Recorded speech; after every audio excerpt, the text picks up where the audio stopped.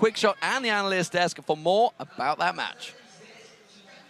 Thank you very much, D-Man, and what a cool performance from Team Ice. After Team Fire started yesterday and was so hot, they burned through Team Ice. They set everyone's passions alight. And today, Team Ice just completely extinguished them. They slowed it down, they kept their cool, they played it slow, just like a continental iceberg. Let's get a bit more serious right now, though, because I want to talk about two freaks. The combo of Double Lift and Mad Life. I'm going to go with the Double Life composition here. Double Life, Mad Lift, you can argue what you want. Unkilled, 901. You know, Mad Life went on record saying, he's 921 rather. Mad Life said in an interview he was a little put off, maybe, by Double Lift's affectionate nature. But their synergy shows true. Monty, what's your take on yesterday, who was a player you called the worst League of Legends player ever? Worst in Earth, maybe, but he did really well today. He and Mad Life just farmed up. He held his own while Mad Life went and roamed around the map, picked up some kills, and then they both kind of carried in the late game. Actually, impressive showing. Want to give some behind-the-scenes talk for you. You guys only see the desk, but Monty staying in the same hotel, and they had a 5-hour Skype session together, harping on Double, working on those rotations, on those plays, and then yeah, he just basically said follow Mad Life around up until the point where Mad Life started roaming. That's where Double started panicking again, but thank God Mad Life came back and just saved his ass. Yeah, it is worth pointing out Mad Life forcibly left the lane because he couldn't handle being with the worst League of Legends player ever anymore. So you know, it's understandable that Mad Life would leave the lane to not get weighed down. Talking about Mad Life, the first replay we're going to show you, if you just bring it up on the screen, is actually something where Ice loses the fight because Mad Life is stuck in the bot lane, babysitting Double Lift down here. But the replay, so it's Bjergsen and Diamond, the two European players here, invading onto Archie and Cool. And if you just start rolling it, it looks very good in the start for Bjergsen and Diamond, but then everything just goes wrong here. Cool, left untouched for now, goes on to Bjergsen. He's no longer Danish, he's now American. Terrible play, he's dead. Teleport comes in here from Shy, he joins in. Toys as well, look at the damage coming.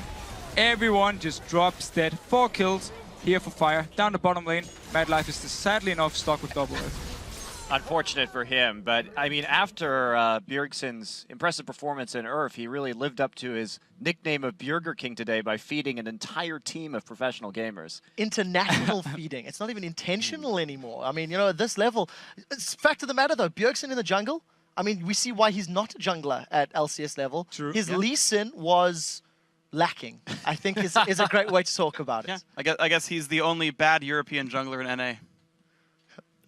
Okay, yeah. Everyone's supporting European junglers. That took a second. I had to work it through for a minute. Yeah, There's been some roster swaps later. Yeah. Very seriously though, after that first team fight, it just seemed like Ice were able to get control of the matchup.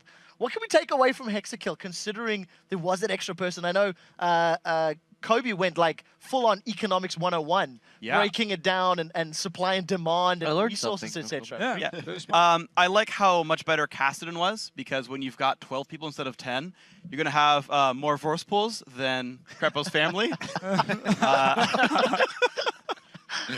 And yeah, I mean, honestly, I really liked, actually, just in general, that the teams took it very seriously and let Messiah and Toys have their like heads-up battle 1v1 and like in a fairly competitive game. Yeah, that's what actually I really like about this game. We had these two mid laners coming back from former seasons. Not everybody in the crowd might actually know them. A lot of people just tuned in recently, but those were the big names. Like, but back when I was more relevant than I am now. But you're right here. Yeah. But at World Finals. It's really nice to see them guys playing mid. It's really nice to see everybody trying hard, and it's even better to see Baron being even better because you get 6 buffs. And I just sometimes wish Hexakill would exist in the LCS because we could see even more Baron throws. I was quite excited to see how much action there was. I thought the game mode might have been somewhat slower. We are just getting the teams ready for an interview, but before we do, I mean, did the number of kills and the aggression catch any of you guys off guard? I mean, Monty, when you thought about Hexakill and were planning and preparing this segment, you know, breaking down the numbers and crunching it all, what did the Monte Cristo expect? No, I had no idea about Hexakill at all, but I do enjoy that we saw double jungles from both sides, because I think that really stepped up the pressure in the early game, and especially that we had these early game junglers with a lot of kill potential, I think really accelerated the flow of the game. So, Monty, in terms of rotations here, are we looking at a 4-1-1 split push, a 5-1-0 split push? What is the ideal? The 6-man poke comp? I wonder if the lane swaps happen, would it have been a 5v0? Or what would be going? I would have actually loved to have seen some 5v0 lane swaps in this game. It would have been pretty entertaining.